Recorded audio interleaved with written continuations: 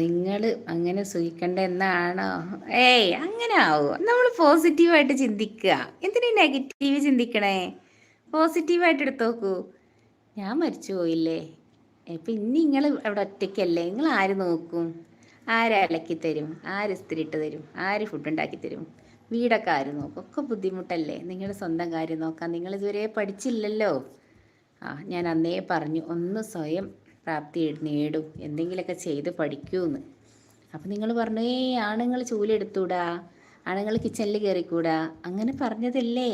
അപ്പം അതുകൊണ്ട് നിങ്ങളിവിടെ ഒറ്റയ്ക്കിട്ട് പോകാനുള്ള മടി കൊണ്ടാണ് ഞാൻ മഴയായി പെയ്ത് നിങ്ങൾ പനി പിടിച്ച് നിങ്ങളെ മരിപ്പിച്ച് അങ്ങോട്ട് കൊണ്ടുപോവാന്ന് അങ്ങനെ ചിന്തിച്ചു നോക്കൂ.